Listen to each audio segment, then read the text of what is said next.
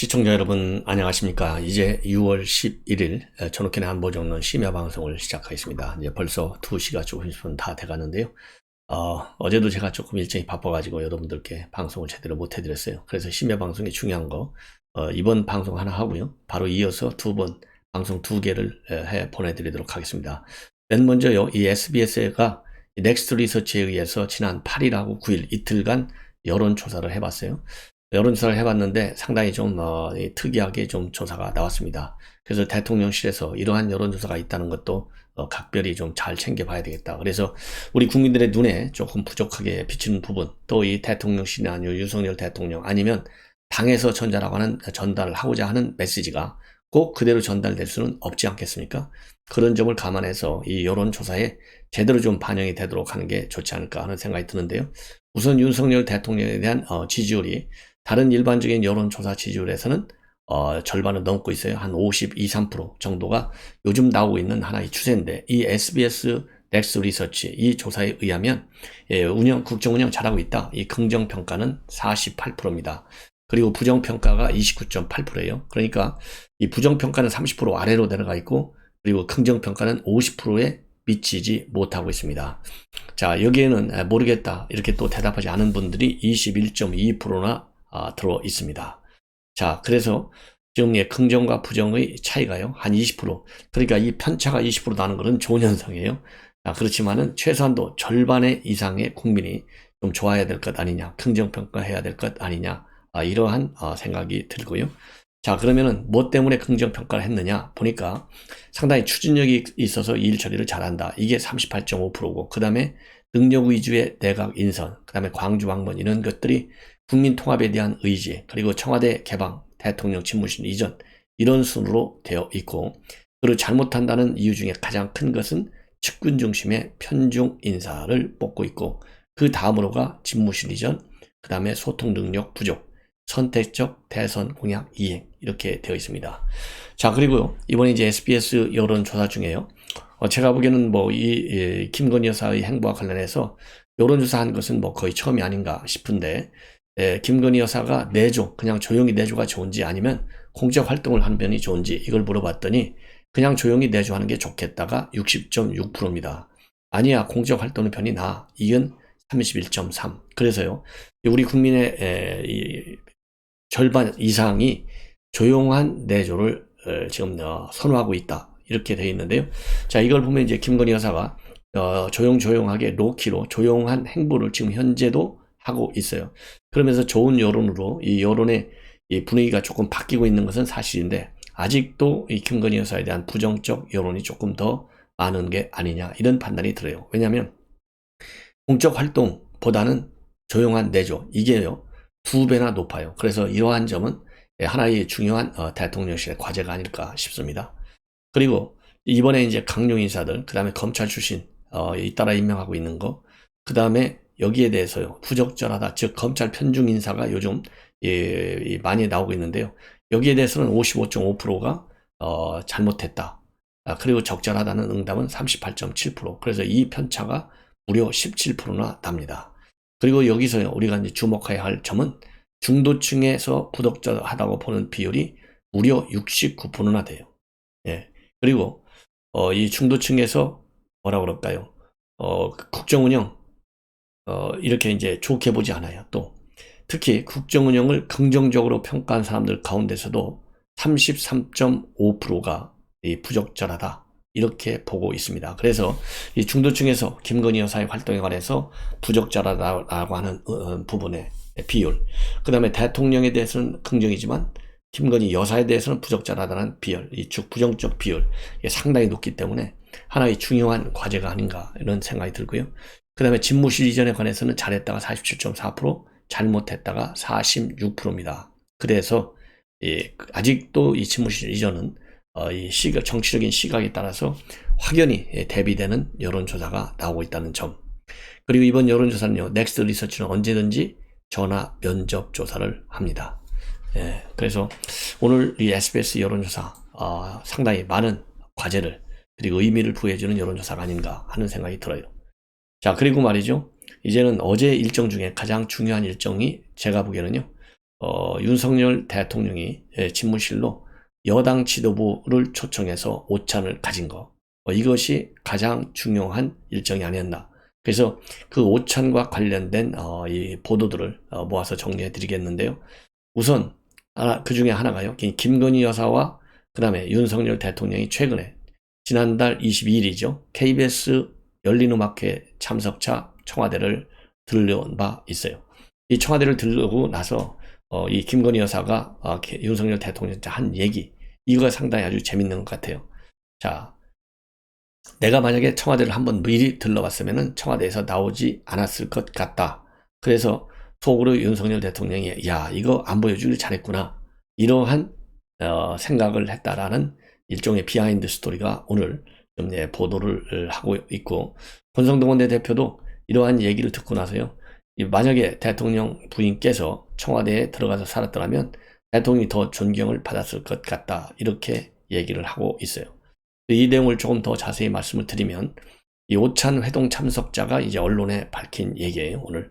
자, 그래서 이 김건희 여사가 개방된 청와대를 뒤늦게 둘러본 뒤에 미리 봤으면 우리도 청와대에 그대로 있자고 했을 것 같다, 이러한 취지의 발언을 했다고 합니다. 그러면서 여기가 이렇게 좋은 줄 몰랐는데, 이렇게 좋은 줄 알았다면 여기 와서 잠시라도 살았다면 청와대를 나가기 굉장히 어렵겠다, 그리고 미리 보여줬으면 들어가서 안 나온다고 했을 것 같다라고 김건희 여사가 대통령한테 얘기를 했고, 그래서 대통령은 속으로 안 보여주길 잘했구나, 이렇게 얘기했다고, 이런 이 비하인드 스토리를 오찬에서 밝혔다고 합니다. 그래서 이 권성동 원내대표가 이러한 얘기를 듣고, 지금이야 이 아파트에 그대로 사니까 김 여사가 영부인된 기분이 어디 나겠나, 그 좋은 구중 궁궐에 살았으면 아마 대통령께서 부인한테 더 존경을 받았을 것이다 라고 또 재치 있게 농담을 한 것으로 알려지고 있고요.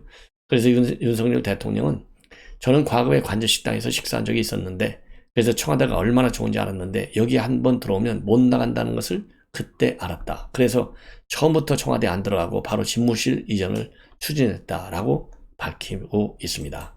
참고적으로 윤석열 대통령이 이제 검찰총장을 임명을 했고, 또 서울중앙지검장도 했잖아요. 그래서 2018년도 7월에 검찰총장 임명식 때, 그리고 2019년도 11월하고 2020년도 6월에 열렸던 반부패 정책협의회에 이어서 당선인 시절은 지난 3월 28일 날 문재인 대통령하고 총 4차례에 걸쳐서 이 청와대를 방문했고, 그래서 이 청와대가 얼마나 좋은지를 다 알게 됐다는 것이죠. 그 다음에는요, 이제 오찬 때 한 얘기, 어떤 대통령이 얘기를 또 당부했는지, 우선 제일 중요한 메시지는요, 당정이 한 몸처럼 움직이자, 이 메시지가 제일 중요한 것 같아요. 왜냐, 지금 출범한 지 한 달 정도밖에 되지 않았고, 앞으로 긴 5년이 거의 다 남아있는데, 여기에서 당정청이, 즉 당정대지요. 이제는 당정대 한 몸이 되지 않으면은 이게 배가 어디로 가죠? 산으로 가잖아요. 문재인 정부 5년 내내 산으로 가다가, 아니면 자기네들끼리만 외롭게 친문 강성 팬덤층을 중심으로 움직이다 보니까 정권을 내놨어요. 이게 우리 국민의힘 그리고 윤석열 대통령이 배워야 할 대목이 아닌가 싶어요. 그래서 이제 한 몸이 되는 건 맞는데, 그야말로 집단 그룹 싱킹이 나오잖아요. 집단적 판단의 오류에 빠지면 그런데 안 돼요. 그래서 국민 대중의 민심의 흐름을 또 항상 빼놓지 않고 잘 들어야 돼요. 그러기만 하면은 정권은 좋은 정권으로 우리 국민들한테 인식이 될 수 있어요. 그렇기 때문에 오늘 이제 오찬에서 제일 중요한 이러한 한 몸처럼 움직이자라는 말이 맞아요.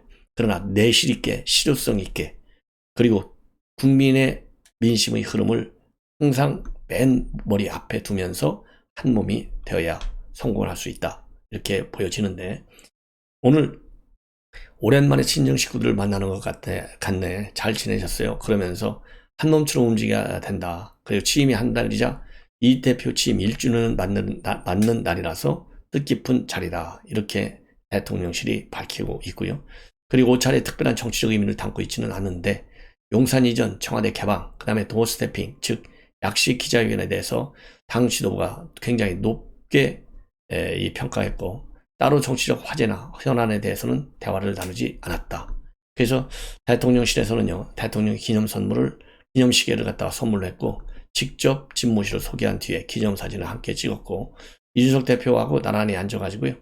이 첫날 우크라이나 방문과 관련된 얘기를 주로 나눴다고 합니다. 그래서 이 얼굴이 탄 얘기, 그 다음에 이 우크라이나 전쟁이 좀 일찍 끝날 것 같으냐? 아니다. 좀 시간이 좀 많이 흐를 것 같다. 그리고 젤렌스키 대통령을 비롯해서 우크라이나 측에서는 우리 정부가 많이 도와주는 것을 상당히 기대하는 것 같다. 이러한 얘기를 했고, 윤석열 대통령은요, 지원 체계에 국내적인 법적 문제가 있어서 빨리 결론이 났으면 이 대표가 특사로 갈 수 있는데 그런 결론이 아직도 안 났다. 그래서 당대표, 이준석 당대표가 특사 자격이 아니고 그냥 당대표로만 가게 된 경위를 이제 우리가 알게 된 것이죠. 자, 그리고 그러다 보니까 친서도 가지고 가지 못했고, 그리고 이준석 대표는요, 우크라이나 사람들이 대통령 취임사까지도 다 파악하고 있을 정도로 관심이 많고, 또 자유라든가 이런 거를 굉장히 강조하고, 그래서 기대치가 굉장히 컸다. 오히려 그런 점이 이준석 대표한테는 부담스러웠다. 이렇게 얘기를, 우크라이나 관련 얘기를 한 것으로 그렇게 알려지고 있습니다. 자, 그런데 말이죠. 이 오찬이 끝나고 나서, 이제 박성민 의원이죠. 즉 이준석 대표의 비서실장입니다. 이 박성민 의원이 우크라이나를 9일날 갔다 와가지고 대통령한테 관련 보고를 위해서 먼저 전화를 했다고 합니다. 먼저 전화를 했더니 윤석열 대통령이 이 박성민 의원한테 정진석 부의장, 그 다음에 이준석 대표 간의 갈등, 이거 더 이상 확전되지 않는 것이 좋겠다라는 메시지를 받았다고 밝혔고요. 대통령 쪽에서 무슨 의도를 갖고 그렇게 연락하는 것은 아니었고, 정 부의장과의 관계에 대해서도 사실 거의 나오지 않았는데 이 갈등 해소를 요청했다, 이런 얘기를 이 언론과의 인터뷰를 통해서 밝혔어요. 그래서 이렇게 이제 이러한 갈등 해소를 대통령이 직접 주문을 하고 나왔다. 이것은 그만큼 이 갈등이 상당히 심각하고, 자칫 잘못하면 지금 한 달밖에 되지 않는 윤석열 정부에게 상당한 부담 요인이 정치적으로 될 수 있고, 또 지금 야권이 수세에 밀려 있잖아요. 수세에 밀려 있다 보니까 야권이 여권을 공개할 수 있는 공세적 소재로 또 이만큼 좋은 게 어디가 있겠어요. 이런 점을 알고 윤석열 대통령이 미리 이제 쐐기를 박는 것이 아니겠느냐, 이렇게 판단이 들고요. 다만 이제 어제 이제 사실 이제 9일이죠. 9일. 9일날 전화를 이렇게 했는데 10일날 어제 출근길에 윤석열 대통령도 이 도어스태핑 약식 기자들 질문에 여당 갈등이 전입가경이다, 이런 질문에 관해서 뭐 갈등이 있습니까? 이렇게 조금 초연한 것처럼 하면서 대통령은 국가의 대통령이다. 당의 수장도 아니고 당 문제는 지켜보는 것이 마냥 맞다, 이렇게 얘기를 했지만은, 그러면서 정치가 늘 그런 것이 아니냐, 이렇게 확대 해석을 경계를 했지만은 그만큼 이제 기자들 질문도 받고 그러고 나니까 이제 그만큼 이제 대통령도 심각하게 생각을 했을 것 같고요. 그러다 보니까 어제 오찬 석상에서도 이렇게, 이건 좋지 않은 얘기잖아요. 좋지 않은 얘기를 가지고 얘기를 많이 꺼내기도 어려웠을 것이다. 예. 그래서 이 오찬 간담회 상에서는요, 권력 다툼과 같은 이러한 민감한 정치 현안은 다루지 않은 것으로 지금 이제 보도가 많이 되고 있어요. 자, 이 얘기를 계기로 해서 이 정진석 부의장 그리고 이준석 대표와의 갈등은 일단 수면 아래로 내려가는 것 같습니다. 그래서 10일 어제만 하더라도요, 정진석 부의장이 페이북에다가 소이부답, 이 소이부답이라는 액자 사진을 올렸고, 이준석 대표도 이거 참 이상하다. 소이부답은 가만히 있으면 되는 거지, 말로 소이부답 쓰는 것은 소이부답 하는 게 아니다, 이렇게 비판한 거 빼놓고는 더 이상 언급이 나오지 않고 있어요. 자, 그래서 더군다나 이제 대통령이 이렇게 당 지도부의 갈등, 더군다나 정진석 의원은 최다선 의원이잖아요. 그리고 이준석 대표는 뭐 어떻든지 간에 당대표, 여기에 대해서 직접적으로 어느 누구 한 편을 들지 않고 둘 다 조용히 하라, 이렇게 한 것은 적절한 메시지가 아닌가 싶기도 하고, 다만 대통령이 나서기까지 상황을 관리하지 못한 당 지도부, 그리고 이제 원로들, 이런 분들도요, 이럴 때 재치 있게, 우리가 흔히 골든타임이라는 게 있잖아요. 뭐든지 골든타임에 맞게 나와서 해야지, 이거 여당이라는 여당이 말이죠, 지금 한 달도 안 돼가지고 당 대표하고 그 다음에 최다선 국회 부의장하고 이렇게 싸움이 우리 국민들한테까지 다 노출되게 하는 거 2, 3일이지만 이거는 좀 뭐라 그럴까요, 우리가 다시 한번 짚어야 할 대목이 아니겠느냐, 이런 지적을 저는 하고 싶어요. 그러다 보니까 이재호 당 상임 고문이 말이죠. 이렇게 지금 이 갈등이 불거지는 거, 이거는 뭐 이것도 일종의 이제 양비론인데, 둘 다 이게 잘못된 것이다 이렇게 평가를 하면서요. 다만 대표 잘못이 더 크고 대표가 정치력이 부족하다. 그래서 당 대표는 하다 보면 이런 얘기 저런 얘기를 많이 듣는데 그거를 갖다가 일일이 대응할 필요가 없는데도 젊어서 그런지 자꾸 대응하는 건데 이거는 정치력이 좀 부족하다. 그래서 감정 싸움이 되면 안 되고 이성적으로 해결해야 된다. 그리고 정진석 부회장에 대해서 한마디 하고 있어요. 대표가 뭐라고 따지듯이 자꾸 말하면 아직 젊어서 철이 덜 들어서 그렇구나 하고 그냥 넘어가면 되는 건데 그걸 갖고 말싸움을 자꾸 하니까 이게 문제가 됐고 두 사람이 다 물러서야 한다. 예.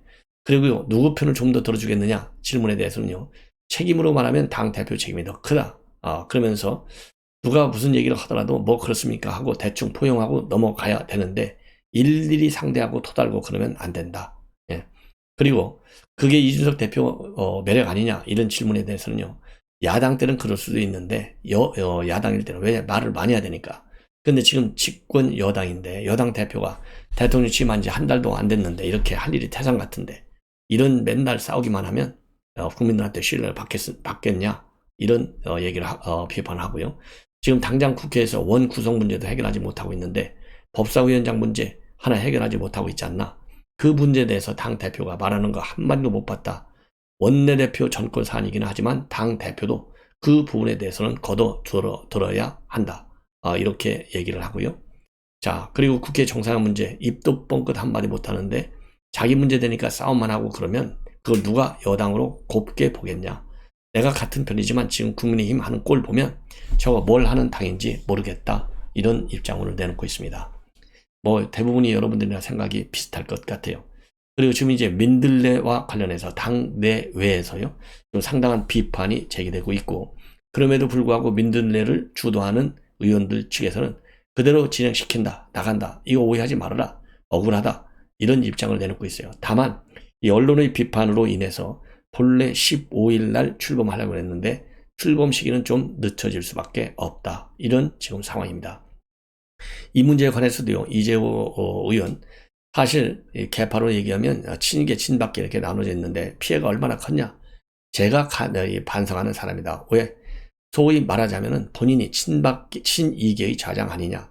지금 생각해보니까 굉장히 참 어리석은 것이었던 것 같다. 그러면서요. 지금 민들레를 만들려고 하는 거. 여당 안에 친북 모임이 어디가 있냐.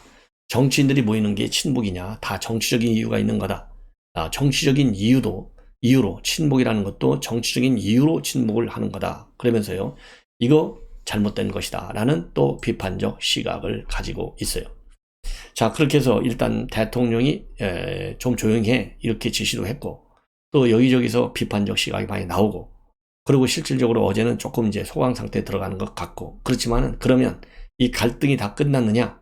아니 끝났다. 이게 또 전반적인 시각입니다. 왜냐? 지금도 그 갈등이 넘어 있는 것 중에 하나가 첫째로는 뭐냐? 24일 날 있게 될 윤리위원회의 심의 내용이에요. 여기에서 과연 어느 정도로 성상납 의혹과 관련된 논의가 진전되느냐. 이게 하나의 변수고 또 하나는 뭐냐. 혁신위원회가 내주 중에는 발족이 됩니다. 근데 이 혁신위원회 발족했을 때 공천권 문제를 건드리면 바로 이건 시한폭탄이 돼서 터질 수밖에 없다는 겁니다. 그래서 이게 다 끝난 것이 아니다. 이런 또 이 평가와 전망이 고개를 들고 있어요. 그리고 혁신위에서 최재형 위원장인데요. 최재형 위원장도 또 한마디 했는데 상당히 의미 있는 말이에요. 제가 보기에는. 우선 인원은 본래 이제 9명 정도로 출발하려고 했는데 15명으로 늘어났다고 하고요. 그 다음에는 혁신위 이게 뭐라 그럴까요? 어떤 일을 많이 하느냐? 이 뭘 혁신하느냐? 지금 뭐 혁신할 게 뭐가 있느냐? 이런 문제에 관해서요. 혁신은 지금 현재 당 지도부, 당 대표 이 사람들도 혁신 대상이다. 이렇게 밝혔어요. 자, 이래서 당 지도부하고 당 대표 이걸 혁신한다면 무슨 비판적 의견이 많이 나올 수밖에 없지 않습니까?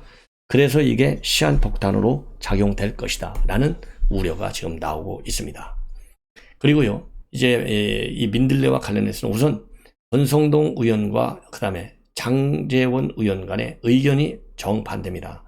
장제원 의원을 비롯한 주도층에서는 이거 그냥 의원들끼리 공부하는 모임이야. 그리고 의원들은 헌법기관이야. 자기들끼리 스스로 결정하는 건데 이거 공부하겠다. 그리고 오픈 플랫폼이에요. 아무 제한 없이 아무나 들어와도 된다. 그랬는데 이걸 갖다가 이 사조직이라고 보고 개파별 모임으로 보는 거. 이게 잘못됐다. 이거는 멈출 수 없다. 그대로 고한다. 이게 장제원 의원을 비롯한 이용우 의원, 이철규 의원, 소위 윤핵관들의 기본적 생각이에요. 여기에 반해서 이준석 대표를 비롯한 이 권성동, 그러니까 뭐 어떻게 보면 당 지도부에서는 비판적으로 보고 있어요. 이미 당청대라고 하는 이 상시 협의체를 열려 있는데 무슨 민들레가 다시 필요하냐? 이거는 맞지 않다. 이건 사조직이다. 그래서 기본적으로요, 이 사조직으로 보고 있는 건데 이 사조직이 당청대라고 하는 공조직을 대체하려고 달려드는 거. 이거는 지나친 말하자면 의원들의 분파적 사조직의 형태로 볼 수밖에 없다. 이것이 말하자면 이준석 대표를 비롯한 이 민들레파 의견의 핵심입니다. 그래서 이게 이제 정식으로 충돌하는 지점에까지 와 있어요. 자, 그러면 우선 이용우 의원 뭐라고 밝혔냐? 예정대로 출범시키고 이 국회의원들이 모여서 강연 듣고 의견 발표하는 모임을 어떻게 막을 것이냐? 의원 모임 금지를 시킬 것이냐? 과거 친박, 친이하고는 다르게 운영될 것인데 전혀 그리고 우려할 내용도 없는데 우려하고 있으니 당황스럽다. 지금 30명 정도가 참여 의사를 밝혀왔고 그 참여 의원들 중에 친윤이라고 볼 수 없는 분들이 많다. 장제원 의원이 참여하는 바람에 오해를 불러일으켰다. 그리고 이준석 대표는요, 언론들이 그분들이 언론 보도만 보고 그러는 것 같은데 민들레 모임은 결코 특정인 정심으로 정치적 목적이나 세력경을 위해 구성되는 조직이 아니며 그렇게 운영될 일도 없을 것이다. 누구나 가능한 오픈 플랫폼이고 국회의원들은 각자가 헌법기관인데 누가 모임을 하라 마라 할 수가 없다. 이런 지금 반박문을 사실상 내놓고 있는 거예요. 자, 그런데 여기에 대해서 이준석 대표 이미 공식적 경로로 당정대, 즉 당정부 대통령실 협의체가 가동되는 상황에서 따로 사조직을 구성할 상황이 아니라 어떤 취지 모임인지 와닿지 않는다. 새 과시하듯이 총리 장관 등의 이름을 들먹이며 이야기하는 것은 애초에 정부에 대해 부당한 압박을 가하는 것이다. 국민들이 좋게 볼 이유가 없고 또 언론인들도 친윤 모임이라는 이름조차 붙이지 말아달라. 그리고 진박 이런 논란을 통해서 정권을 잃어버린 우리 지지자와 국민들께 상당한 상처를 주는 발언이다. 이런 입장을 내놓고요. 권성동 원내대표도 별도로 국민이 오해할 수 있는 그런 의원들의 모임은 부적절하다. 자칫 잘못하면 오해받을 수 있으니까 발족은 안 하는 게 좋겠다. 그리고 또 윤석열 정부의 성공에 방해가 된다고 본다. 과거 박근혜 이명박 정부 때도 이런 모임이 있었는데 결국 당의 분열로 이어지지 않았느냐. 정권 연장 실패로 이어진 예가 많고 당의 몰락으로 가게 된 예가 많다. 당내에 이런 식으로 비칠 수 있는 단순한 공부 모임 이상으로 비칠 수 있는 모임은 자제하고 지양하는 것이 맞겠다. 이렇게 입장문을 내놨습니다. 그리고요, 이준석 대표가 또 추가적으로 내놓은 얘기를 보면 이제 어제 10일 날 오찬을 할 때 이런 거는 사조직과 같은 자잘한 얘기에 관해서는 꺼낼 자리가 아니었다. 이렇게 밝혀서 이 문제에 관해서는요, 지금 많은 의원들도 본인하고 소통하고 있는데 걱정이 굉장히 많은 것 같고 그렇지만은 이제는 좀 지켜보겠다. 평가하는 발언을 너무 많이 쏟아내기는 그랬다. 지켜봐야 되겠다. 그래서 잠시 이 민들레 모임에 대해서는 좀 지켜보겠다는 입장을 바꾸고 있어요. 자, 이거는 조금 전에 이재구 의원이 얘기한 대로요. 이 당대표가 일일이 하나하나 왈가왈부하는 거 이거 좋지 않잖아요. 이건 뭐 저도 여러 번 이게 이제 패널 정치의 패단이고 패널 정치의 버릇을 아직도 못 버리고 있기 때문에 나온 것이라고 저는 판단이 돼요. 자, 그래서 이준석 대표도 이제는 좀 지켜보는 그런 모양새로 가는 것이 아니겠느냐 이렇게 생각이 듭니다. 네.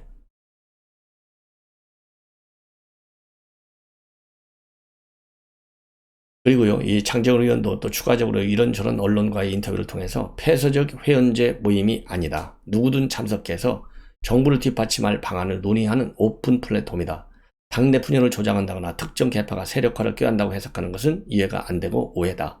그리고요, 이 민들레를 구성하는 문제와 관련해서 이미 장제원 의원은 권성동 의원한테 충분히 설명을 해줬다. 이러한 입장을 언론에 밝히고 있고요.